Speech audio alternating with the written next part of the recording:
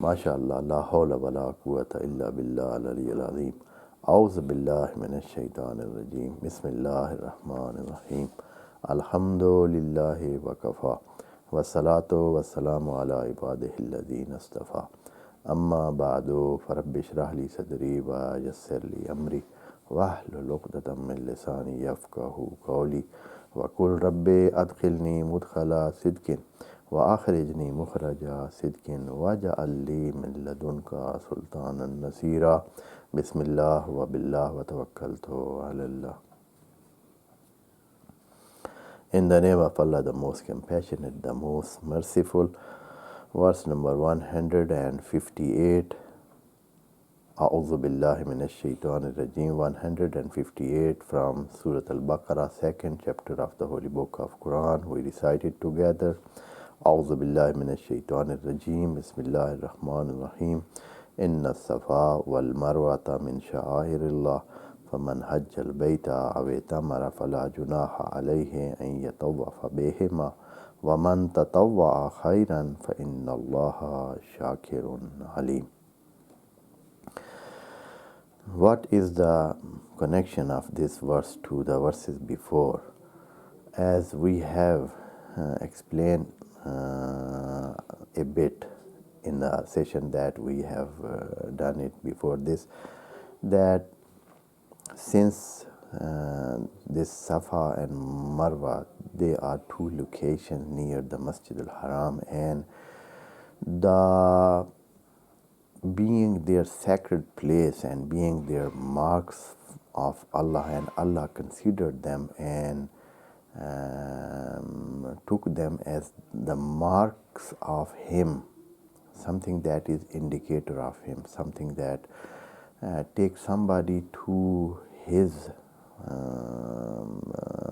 familiarity and knowledge and to nearness of Him. So He announced and He declared them as a marks of Him from the time of Ibrahim alayhi salam. As there was some historic events at the time of Ibrahim alayhi salam, as he settled his wife and one child, Ismail alayhi salam, near Masjid al-Haram, near Baytullah. And it happened almost, we can say, some 1,000 years before the Christ and the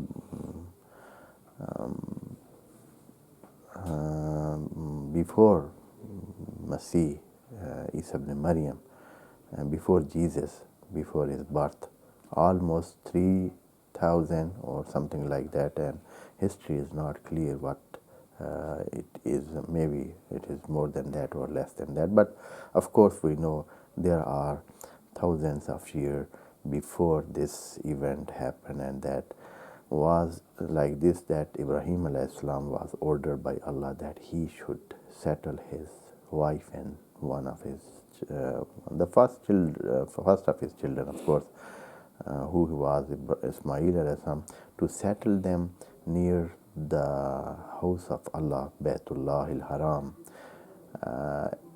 in a place which was called at that time Bakka, and later on it was called Makkah. He settled them there, and he brought them from the place he was living in, and that was Jerusalem or the places near that, Canaan, or these all those areas which was called at that time Quran, or maybe it was called later on, it was called Canaan. From that place up to this place here, when Ibrahim alayhi salam brought his wife and children, his household, there was nothing there, just a place where is a semi-mountainous area, and nothing, no water, no tree, no greenery, nothing to grow from the land, and the land was in a condition that nothing could grow from that, as Ibrahim alayhi salam himself says that inni askantu min zuriyati bewadin ghayri zizarin, I have settled my household or part of my household in a land which cannot grow anything, and nothing was there. Even there was no water, no shelter, nothing at all, no any signs of life there, even not birds, not animals, not for example, not even ants, and not even lizard, or because of the hardship of the land and the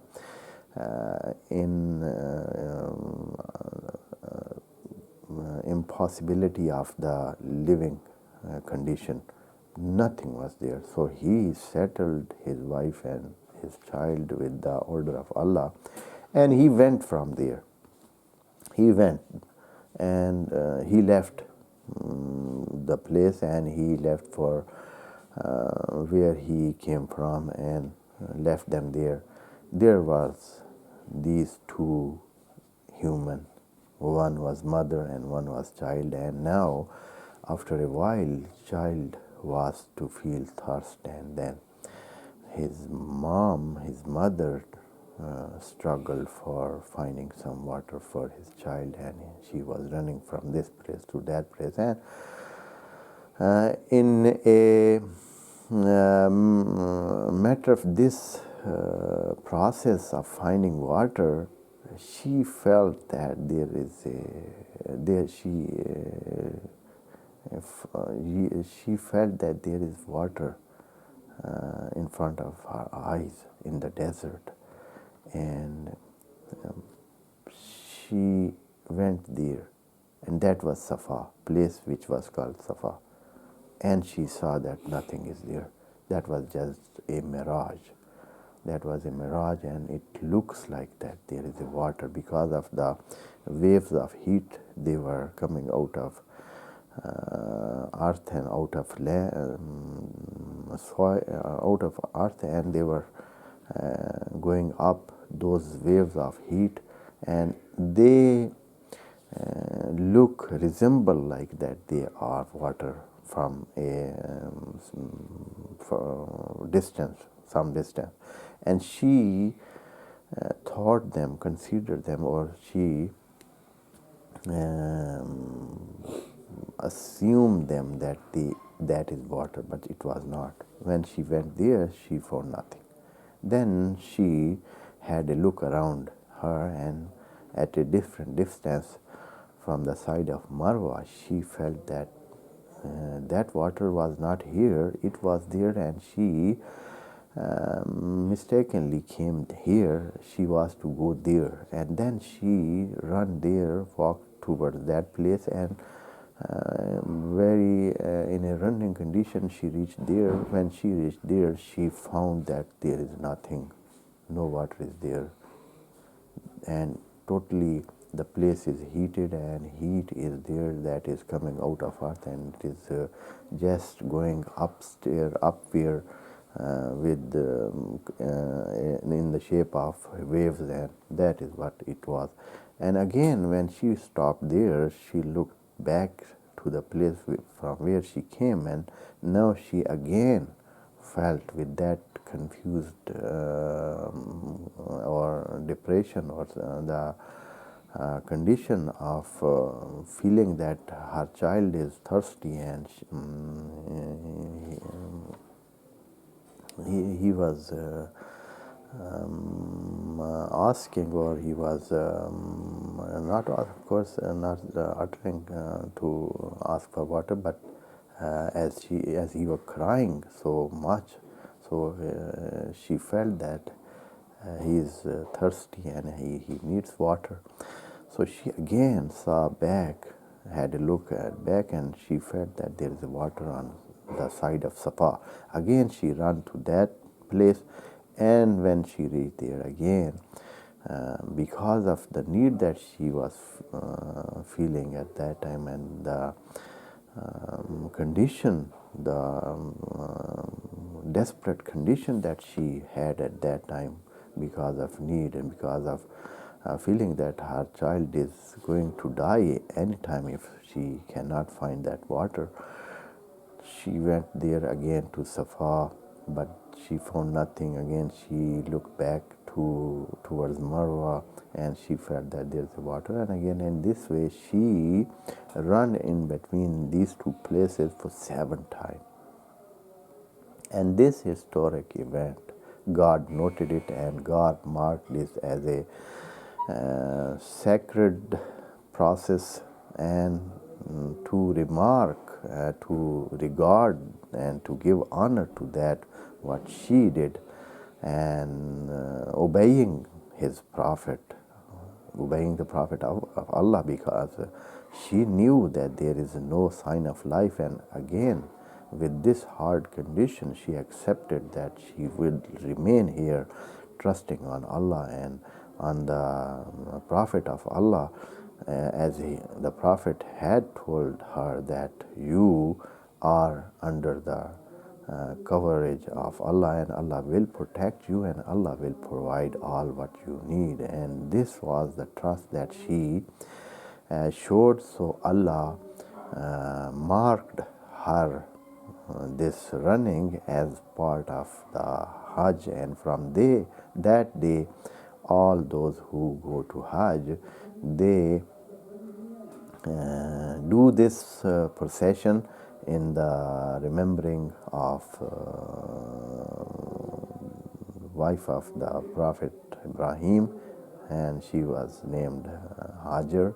And as she did, all those who go there, they also do that from that day, and that is continue up to now. And Allah made that process of running, of her running, as a part of the ritual of Hajj, and that is again confirmed in Islam too. And here Allah is telling mu'mineen that, O mu'mineen, the process that you know that it was part of Hajj and part of Umrah before Islam, and it is coming from the time of Ibrahim alayhi salam, that people go and take that place as a sacred place and make circumambulation around them, and they have that circulation and making round around them. That is also in Islam, it is a part of our ritual and part of the worship of Allah, and that will be considered as a process that is indicator of the indicator to the Allah, and to Allah, and they are signs of Allah, they are ayat of Allah, they are sha'air of Allah, they are considered marks of Allah. So this ayah is telling that. And also another thing also it is to be mentioned here, and which next ayah is telling why this ayah is put here, while the theme of the ayat from the verse number 40 is talking to Israelite. Here also it relates to Israelite in a point, and that is these people, Israelite, they knew this history. They knew that these two places are sacred from the time of Ibrahim alayhi salam, and they knew it, and while knowing that, they were concealing that. They were not telling the believer that we know these two places are sacred places and they are marks of Allah. Allah tells here to mu'mineen at the first place that you consider them as a part of those marks of Allah, and the next thing that Allah wants to tell is that these people of book, they know that these are marks of Allah, and while knowing that, they conceal that, and they are making dishonesty to what they know. And what is said here is that thing that happened in the history, and Allah took that thing as a mark of Him and announced it. Allah is saying, Inna Safa And this is the relation of these verses to the verses, the main theme that which is running in the verses that we have read from the verse number 40 up to now. Inna Safa, Allah is telling Mu'mineen that this place which is called Safa and what it is called Marwa, and these two places are they are heights, a bit higher than the regular surface of the earth. They are, but not like mountain.